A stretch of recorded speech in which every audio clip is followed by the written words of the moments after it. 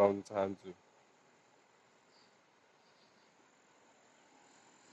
बुहारी पनि म ध्यानाकर्षण गराउन चाहन्छु, पारी पनि म ध्यानाकर्षण गराउन चाहन्छु।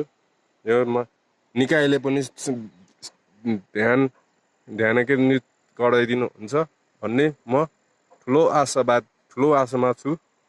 उहाँ मान्छे हुनुहुन्छ, यहाँ मान्छे हुनुहुन्छ, म मान्छेको नाम त भन्न सक्दैन होइन, यहाँ हुन सक्नुहुन्छ। उहाँ यसरी उहाँ तस्बिरहरूले म कप्चर गर्न चाहन्छु। म ध्यानाकर्षण गराउन चाहन्छु। महानगरपालिकामा पनि म ध्यानाकर्षण गराउन चाहन्छु, झकझगाउन चाहन्छु। म झकझगाउन चाहन्छु।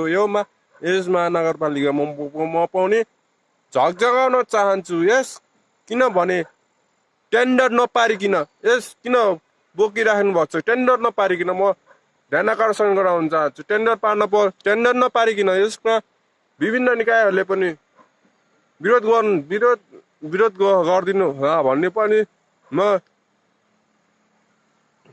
मिडियातर्फबाट भने अपिल त्रिपाठीलाई म ध्यानाकर्षण गराउन चाहन्छु।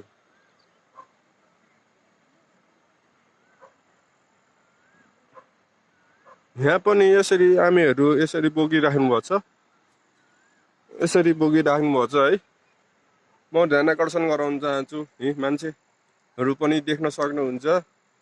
मिडियातर्फबाट पनि अपिल त्रिपाठीजीलाई पनि म ध्यानाकर्षण गराउन चाहन्छु।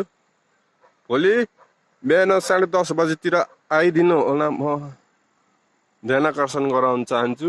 अपिल त्रिपाठीज्यू छिटोभन्दा छिटो यहाँ आइदिनु होला। म महानगरमा पनि ध्यानाकर्षण गराउन चाहन्छु।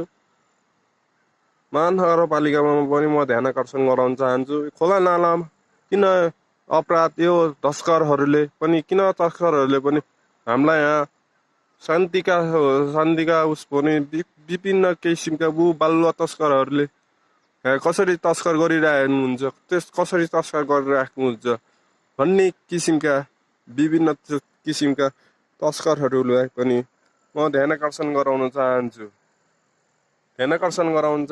यस विभिन्न किसिमका मिडियातर्फहरू पनि आइदिनु होला भन्ने म विनम्र अनुरोध गर्दछु। यस कार्यक्रमका राष्ट्रिय स्वतन्त्र पार्टीका वडा नम्बर 10 का सचिव भएको नाताले पनि म ध्यानाकर्षण गराउन चाहन्छु।